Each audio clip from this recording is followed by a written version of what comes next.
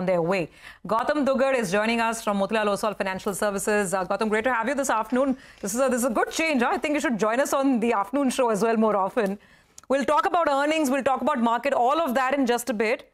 But first, this hot subject, insurance. Always, I mean, the risk to, the policy risk for insurance has always been very high, from taxes to the new IRDAI norms and now this latest comment from the FM. What's your stance on life insurers? So, good afternoon. On insurance, we haven't had any insurance stocks so far in our model portfolio, even though we like some of the names there. This latest development which has come, we'll have to see how does this work out, what is the impact on numbers and growth per se, what is the relevant mix of bank assurance and different companies. But obviously, the first reaction is a knee-jerk, as you're seeing in many of those stock prices. But within financials, we've been very clear. We are overweight more on banks and non-lending financials, which basically includes capital marketplace. Gautam, hi, afternoon. Let's get to the earnings picture and the way forward. Because since August, you have reduced the FY25 Nifty EPS estimates by nearly 5%. And now you're expecting a modest 5% earnings growth for FY25, the first year of single-digit growth in over 5 years. What are your channel checks telling you about Q3? Is there a risk that the expected recovery does not play out? If you could give us, the color sector by sector on what we should expect in H2. So first half was obviously muted, as we've explained and discussed in the past also. The first half earnings are flat. We're expecting second half to be better than first half, but please understand that the softness that you have seen in first half is entirely owing to what happened in commodities. So for our coverage universe, X of commodities, first half growth is 13% and next half is also 13%. So not much is changing if you exclude commodities between the two halves, right? Definitely there is a moderation which is set in at an aggregate level, because last year was very solid at 25-26%. The bigger concern aside of this aggregate numbers was the downgrades were much higher compared to the upgrades. And we've seen almost 40% of our coverage universe has missed expectations. So while FY25 obviously is a subdued year, 5% growth, within that second half slightly better, but 26 is where we are pinning our hopes on, about 14-15% growth. But more importantly, what has also happened through the earnings season is while the narrative around earnings was very weak, you've seen several bottom-up ideas across sectors which have posted fabulous numbers, and which is why we put out that note on which are the winning sectors or ideas from the second quarter numbers. As regards sector, our stance is clear. We are overweight on financials, IT, consumer discretionary, real estate, and telecom. And rest of the sectors, commodities, we are underweight. And then whatever is left is market weight or neutral. Hi, Gautam. Let's talk about the big event of this week. The BJP romping home with a big majority here in Maharashtra. There were a lot of infra companies that appeared a little bit nervous going into that election. But now there's going to be continuity and all probability an infra push.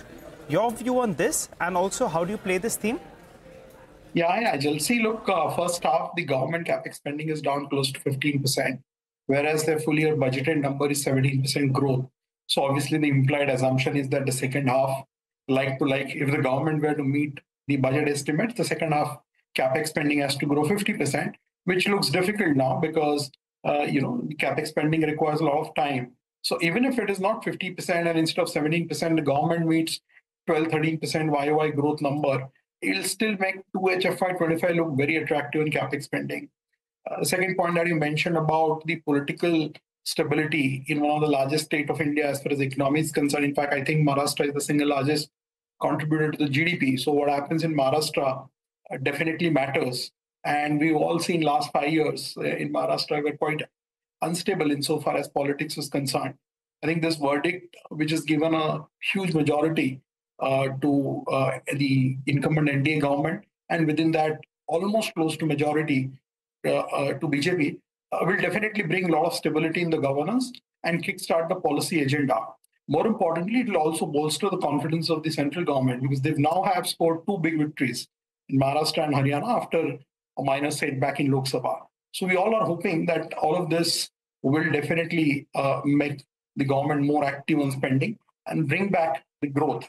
And at the same time, you're also seeing consumption in the rural, which was very weak for last 2.5 years, is now recovering at a margin. However, the additional headache is the urban has moderated a bit, as you've heard from multiple companies during the second quarter earnings season. So yes, I mean, there are challenges which were there in 1H. We see those challenges receding bit by bit, and hopefully that gets reflected in the market also going ahead, especially the valuations in large cap have now become slightly more attractive. They were reasonable earlier also, but given that 3-4 months have also gone through, and there has been about 8 to 10% correction in Nifty, now on FY26 you are below 20 PE. So large caps look quite fairly priced in my view, while mid caps and small caps are still quite expensive. Okay. I just want to flag off Gautam's winners and laggards list after the second quarter. And I think a lot of the winners also make it to your model portfolio. So let's get the stocks up. SBI, L&T, M&M, Sun Pharma, Indian Hotels. Yeah, these are all the winners after the second quarter, as per Gautam's research. Angel One, Amber, Atul, a lot of these companies have had sort of phenomenal growth and a good showing in Q2. The laggards include Tata Motors, Asian Paints, Avenue Supermarts, as we know, the weakness in the consumer space. ABB India has missed the mark in this quarter. And IndusInd Bank was a clear disappointment as well. So some of the stocks are flagged off by Motilal Oswal. On the winners, Gautam, so I thought Page Industries was a really interesting pick. Just walk us through, and you're talking about consumer, right? Consumer is really confusing right now. We don't know whether this urban slowdown was 1 quarter. Is it going to last? What's happening with discretionary? Rural, everyone is saying, is looking better. So what's the thought process on Page? This company has been in repair mode for several quarters now. And how else would you play consumer? Because the added angle is the state elections. Because what we now know is most parties are promising some sort of a welfare scheme or a freebie or something or the other. And there are more state elections ahead. Yeah, so look, consumption, you cannot paint it with one brush because staples are going through a very different trajectory on earnings and volume growth compared to some of the discretionary segments. While staples are struggling to grow 3-4% volumes, you have companies like Indian Hotel, which is also a consumer sector, by the way. You have companies like Titan and all in the jewelry space. They've posted a very solid set of numbers. So consumption has become a two-way street. If you are in the premium side, on the high ticket side, companies like Train, Titan, all of this, and of course Indian Hotel, they're going through a very different time. And if you are in the mass end of the consumption with low ticket size catering to the bottom of the pyramid or low middle class, then obviously you're in a bit of a struggle. Urban, this is the first quarter where we have heard that urban is a bit of a problem now. We need to see and wait and watch if this continues or if it recovers. The heartening thing, however, is that rural is recovering. So the way we are playing it is for last 3 years, we've had a major underweight on staples. Our entire weight on consumption was residing in consumer discretionary. And that stance has not changed. We are still holding about 8 to 9 consumer stocks in our model portfolio also, out of which, excluding one name, rest all 7 are discretionary spaces. As regards Page, after 4 years, we've changed the rating from neutral to buy. We see growth making a comeback. We are projecting close to 20% earnings growth. It remains a very solid franchise, by the way, insofar as distribution mode is concerned. The way they manage the balance sheet, almost 40% ROCE consistently over the last decade. The growth had slowed down last 3 years. Post-COVID, we've seen a very moderate to tepid growth. And in that segment, I reckon there was elevated competitive intensity also, which we saw. So we are seeing that making way for a slightly better growth now, which is where we had changed the rating also on Page during the quarterly results season. Gautam, this week we've seen big moves in the food delivery, quick commerce space. So Swiggy's moved up 16% this week. Zomato is up close to about 8%. Yesterday, UBS's note titled it that there is plenty of room at the table for everyone. I know you have a neutral call on Swiggy, but that's been achieved. I think your target price was, 480, 490 thereabout. Do you think there is a lot more upside? And now even Amazon is entering the fray with these. So, Rima, look, this is one space within the overall consumption space where growth rates are absolutely phenomenal. They're all growing at 30-40%. And as a category also, if you look at the projections for a quick commerce category top down, over the next 10 years too, I won't be surprised if at a category level, they can continue to grow at 20% plus. And that's a huge number because 20% at an industry level can translate into 25-30% for some of the players. So I think a lot of winners will be created out of this category. Our call on Swiggy was primarily owing to short-term valuations, which is why while we like the business, we didn't like the valuations.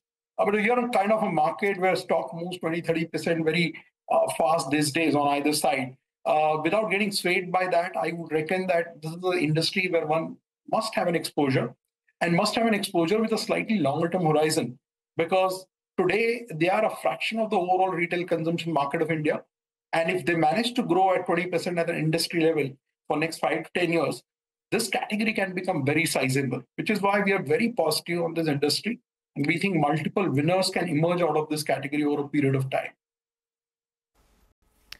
Okay, all right. Good conversation as always. Gautam, thank you very much for joining in and giving us your sense on how we are poised at the end of the second quarter earnings season. Well, with that. For more news and updates, all you need to do is follow CNBC-TV18 on all of our digital platforms.